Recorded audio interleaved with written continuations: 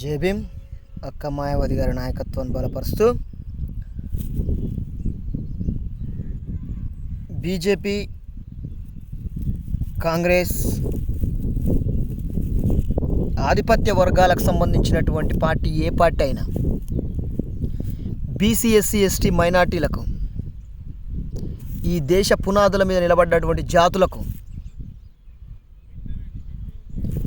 ఏమి ఇవ్వడానికైనా సిద్ధపడతారు. కానీ విద్యని మాత్రం ఉచితంగా ఇవ్వరు. ఎందుకంటే ఆ విద్య కొత్త కొత్త దారులను, భవిష్యత్తు దారులను,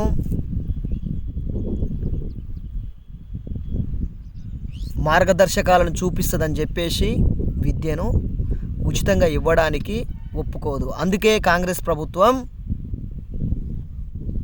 పివి నరసింహారావు ప్రధానమంత్రి ఉన్నప్పుడు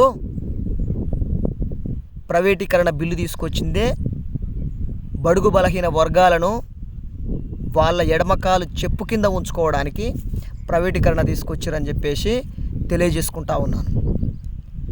ఈ విషయాన్ని గమనించేంత వరకు ఈ ఆధిపత్య వర్గాలు మన మీద పెత్తందారితనం చూపిస్తూనే ఉంటాయి. విద్య, వైద్యం, న్యాయం ఇవి గనక ఏ పార్టీ గెలిచిన 70 వసంతాల నుంచి బీజేపీ, కాంగ్రెస్ పార్టీలు ఈ దేశాన్ని పాలిస్తున్నాయి. కానీ విద్య, వైద్యం, న్యాయం ఇవి ఉచితంగా ఇవ్వలేదు, ఇవ్వవు కూడా.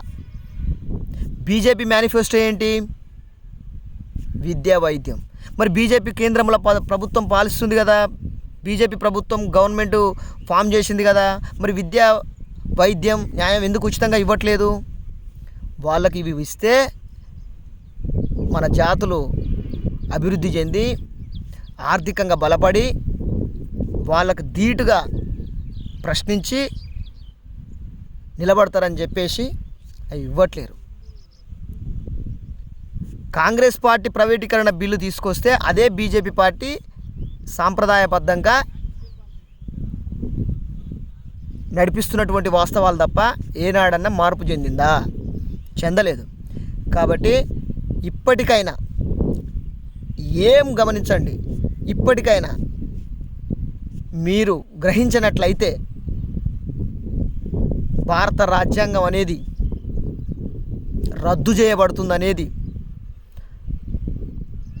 గ్రహించనట్లయితే బీసీ, ఎస్సీ, ఎస్టీ, మైనార్టీ వర్గాలు మళ్ళీ అంధకారం బోయిలోకి పోయేటటువంటి సందర్భాలు అతి దగ్గరలోనే ఉన్నాయని చెప్పేసి మరోసారి హానర్గా తెలియజేసుకుంటూ, మరి ఆ భారత రాజ్యాంగాన్ని మేనిఫెస్టోగా పెట్టుకొని భారత రాజ్యాంగాన్ని రక్షించాలని చెప్పేసి డాక్టర్ బిఆర్ అంబేద్కర్ గారు కలలుగా అన్నటువంటి సామ్రాజ్యాన్ని సృష్టించాలనేది బహుజన్ సమాజ్ పార్టీ ఆలోచన విధానం, పని విధానం అని చెప్పేసి తెలియజేసుకుంటూ,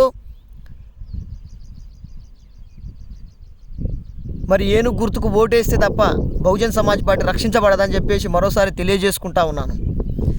జై భీమ్, జై భారత్, జై బీఎస్పీ.